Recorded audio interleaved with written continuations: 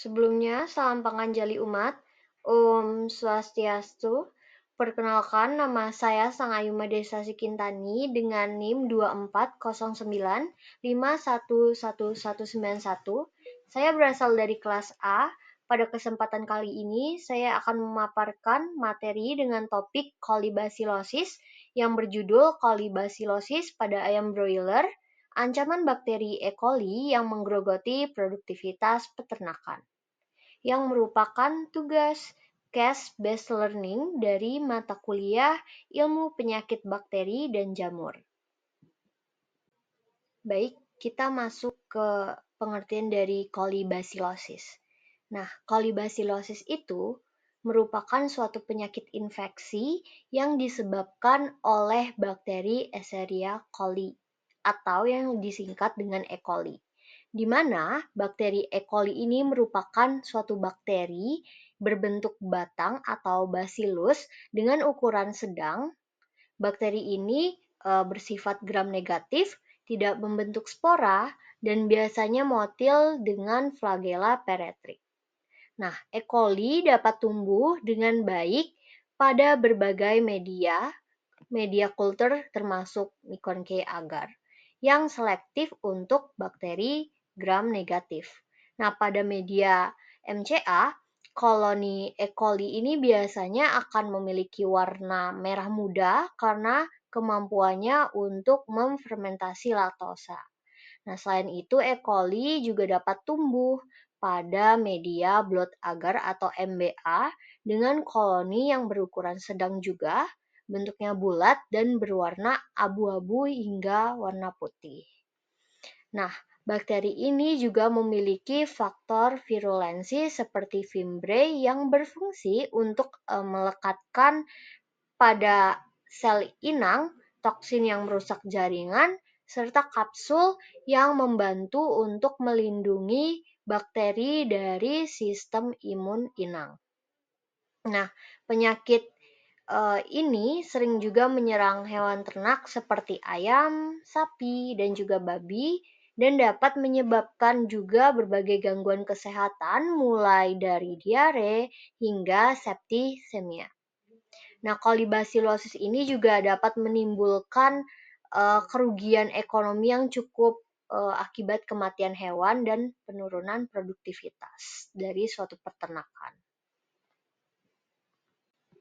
Baik, kita masuk ke cara penularan. Nah, di mana Escherichia coli atau E. coli ini sebagai penyebab dari kolibasilosis yang dapat menular melalui berbagai mekanisme, yaitu yang pertama, penularan secara langsung, di mana terjadi ketika hewan yang bersentuhan dengan hewan yang terinfeksi atau dengan kotoran yang mengandung dari bakteri E. coli ini. Kontak ini memungkinkan bakteri berpindah dan menginfeksi hewan baru. Nah, yang kedua yaitu penularan melalui saluran pencernaan, di mana merupakan cara penularan yang paling umum, di mana hewan dapat terinfeksi setelah mengonsumsi makanan, air, atau pakan yang terkontaminasi oleh kotoran atau lingkungan yang tercemar. Nah, bakteri kemudian akan berkembang biak di usus dan dapat menyebabkan infeksi lokal maupun infeksi sistematik. Lalu, selain itu, E. coli dapat masuk ke tubuh melalui luka atau abdesio pada kulit dan juga mukosa, yang memungkinkan bakteri menembus pertahanan tubuh dan menyebabkan infeksi sekunder. Lalu ada penularan melalui saluran pernapasan, di mana penularan ini juga dapat terjadi, terutama jika bakteri terhirup bersama debu atau aerosol yang mengandung E. coli, sehingga menyebabkan infeksi pada sistem pernapasan. Nah, selain itu juga ada penularan yang terjadi secara vertikal, yaitu dari induk ke anak melalui infeksi pada saluran reproduksi atau kontaminasi saat proses kelahiran. Nah, ada lagi karena faktor mekanisme seperti lalat, tikus, serangga lain yang dapat membawa bakteri dari kotoran atau lingkungan yang terkontaminasi ke makanan atau tempat minum hewan sehingga mempercepat penyebaran penyakit. Lalu ada karena faktor kondisi lingkungan yang kotor, lembab, dan padat sangat mendukung juga penyebaran bakteri ini. Selain itu ada stres pada hewan akibat kepadatan kandang, perubahan cuaca, atau nutrisi yang kurang baik juga dapat menurunkan daya tahan tubuh sehingga mempermudah infeksi bakteri dari E. coli. Nah,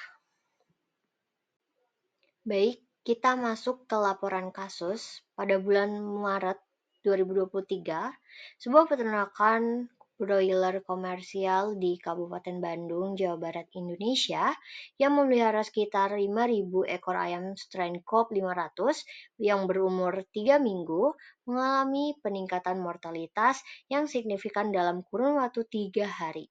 Mortalitas yang biasanya berada di kisaran 0,5% meningkat tiba-tiba hingga mencapai 7%. Gejala awal yang dilaporkan oleh peternak meliputi penurunan nafsu makan yang mencapai 40%, lesu, dyspnea atau kesulitan bernapas, diare berwarna hijau, dan gejala dehidrasi.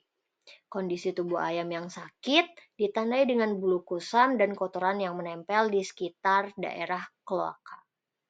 Dokter hewan melakukan kunjungan lapangan dengan mengambil sampel jaringan dari 5 ekor ayam yang sakit dan 2 ekor ayam yang mati untuk pemeriksaan laboratorium. Pada pemeriksaan tersebut dilakukan kultur bakteri dan uji PCR yang mengidentifikasi Escherichia coli sebagai agen penyebab penyakit tersebut. Baik, kita lanjut ke morfologi Escherichia coli, penyebab dari kolibasilosis. Nah, patogen primer dalam kasus ini adalah Escherichia coli, yang merupakan spesies bakteri bersifat gram-negatif dari familia Enterobacteria. Morfologi dari E. coli sendiri berbentuk batang atau basil dengan ukuran panjang berkisar antara 1-3 mikrometer dan lebar sekitar 0,4 hingga 0,7 mikrometer. Biasanya bakteri ini tampak sebagai sel tunggal atau pasangan pendek di bawah mikroskop cahaya setelah pewarnaan gram. Permukaan sel halus tanpa spora dan E. coli ini merupakan bakteri motil dengan flagea peretrik yang memungkinkan bergerak bebas dalam lingkungan cair pada kultur. Nah, koloni dari E. coli juga tumbuh cepat pada media nutrisi seperti nutrien agar atau blood agar, membentuk koloni bundar, halus, mengkilap, dan tidak hemolitik dengan diameter 2-3 mikrometer setelah inkubasi 24 jam pada suhu 37 derajat Celcius. Pada media selektif Mykon K. agar, koloni akan memiliki warna merah muda hingga merah bata akibat fermentasi laktosa yang menghasilkan asam laktat, sehingga membedakannya dari bakteri non-fermenter seperti Salmonella. Baik, kita lanjut ke temuan patologis. Nah, pada ayam yang mati akibat kolibasilosis ditemukan beberapa perubahan yang khas pada organ dalam ayam tersebut. Antara lain, yang pertama itu adalah peritonitis, yaitu terjadinya peradangan dengan penumpukan fibrin dan nanah pada rongga perut serta adesi antara organ. Yang kedua itu ada hepatitis, di mana hati pada ayam itu membesar, berwarna pucat kekuningan, dan permukaannya tuh kasar. Nah, yang ketiga itu ada pneumonia, di mana paru-paru tampak bengkak dan penuh cairan.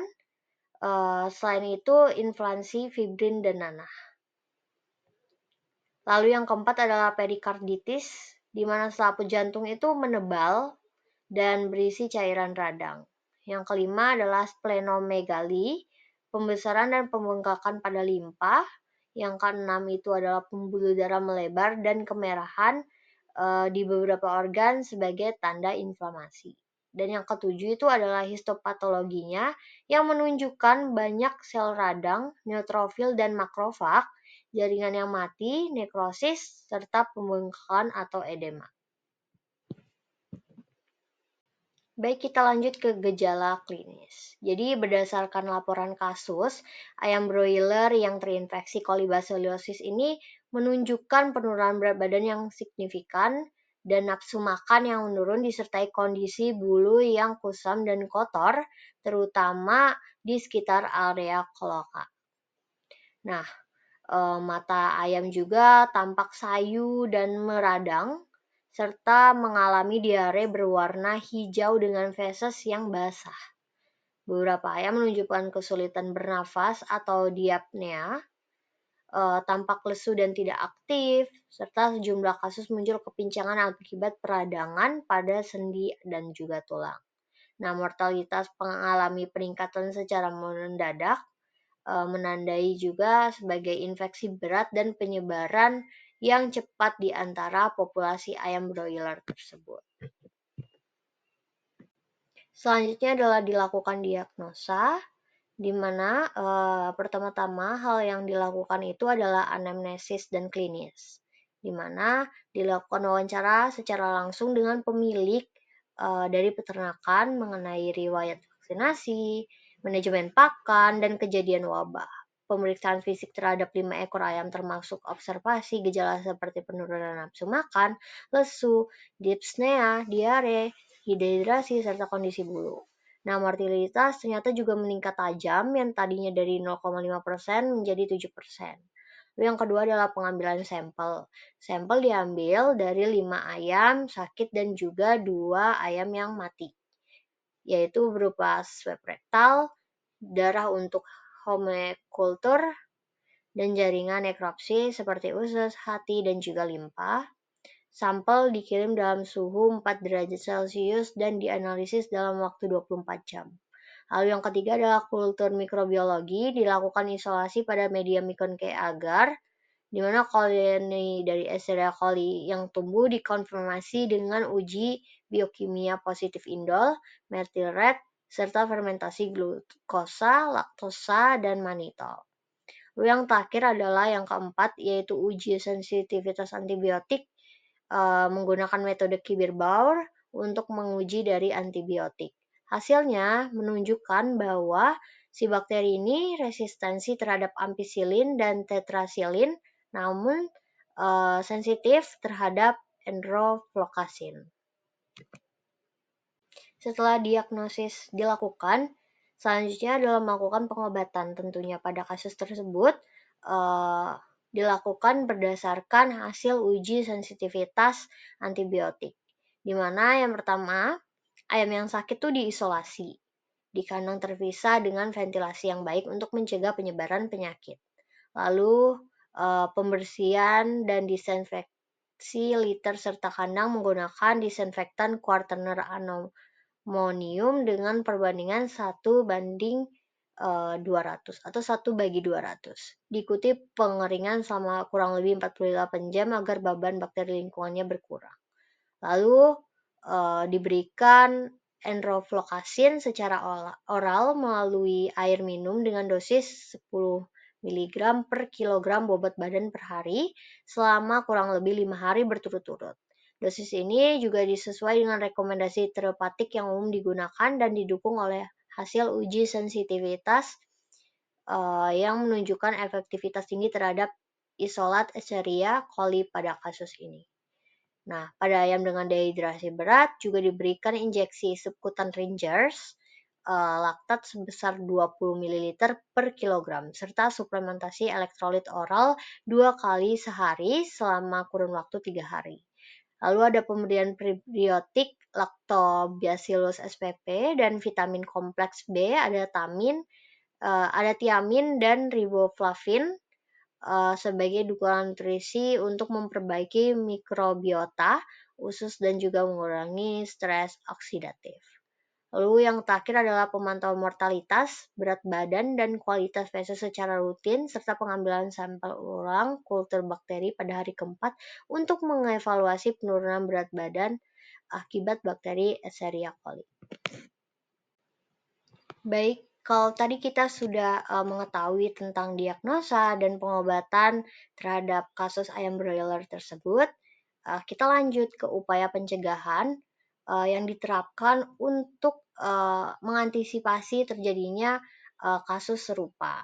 Yang pertama tentunya adalah biosecurity, di mana melakukan disinfeksi kandang dan peralatan secara rutin itu juga perlu menggunakan agen disinfektan yang efektif terhadap bakteri gram negatif seperti Escherichia coli.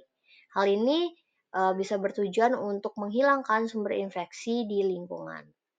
Yang kedua itu adalah manajemen lingkungan. Menjaga suhu kandang pada kisaran 28-30 derajat Celcius dan kelembapan relatif 60-70% guna untuk mengurangi stres pada ayam broiler dan menciptakan kondisi lingkungan yang optimal untuk kesehatan. Lalu adalah pakan dan air, di mana perlu untuk menyediakan pakan yang bergizi seimbang sesuai kebutuhan ayam, serta minuman yang bersih dan juga segar untuk mendukung kesehatan dan daya tahan tubuh dari ayam tersebut. Lalu ada monitoring kesehatan, di mana melakukan pemeriksaan kesehatan secara rutin itu perlu dan mengisolasi ayam yang menunjukkan gejala sakit guna mencegah penyebaran penyakit ke populasi ayam-ayam yang sehat. Lalu ada penggunaan probiotik, memberikan probiotik untuk meningkatkan keseimbangan mikroflora usus dan memperkuat sistem imun ayam perlu sehingga dapat mencegah infeksi bakteri patogen. Lalu yang terakhir itu yang tidak kalah penting adalah vaksinasi. Walaupun vaksin spesifik untuk Escherichia coli dalam kasus ini belum umum digunakan secara luas, pemberian vaksinasi penyakit lain yang dapat melemahkan sistem imun ayam sangat dianjurkan juga guna untuk menjaga kesehatan ayam secara menyeluruh. Baik, kita masuk ke kesimpulan. Jadi, kolibasilosis itu kan menyebabkan peningkatan mortalitas signifikan pada ayam broiler yang berusia 3 minggu. Dengan gejala khas seperti lesu, penurunan nafsu makan, dispnea, diare, dan dehidrasi. Diagnosis ditegakkan melalui kultur bakteri dan uji PCR yang mengkonfirmasi keberadaan dari E. coli, serotipe patogen. Pengobatan yang dilakukan meliputi isolasi ayam sakit, pemberian antibiotik, yaitu enrofloxacin, sesuai uji biosecurity yang ketat, evaluasi pemantauan kondisi ayam, dan kultur ulang bakteri yang menegaskan efektivitas terapi. Pencegahan dilakukan dengan disinfeksi kandang, vaksinasi, dan manajemen lingkungan yang baik. Penanganan terpadu ini terbukti mampu mengendalikan penyebaran penyakit dan menurunkan mortalitas secara signifikan. Baik, sekian yang dapat saya sampaikan. Jika ada jarum yang patah, jangan disimpan di dalam peti. Jika ada kata-kata yang salah, jangan disimpan di dalam hati. Saya akhiri dengan Paramasanti. Om Santi Santi Santi Om. Cukup sekian dan terima kasih.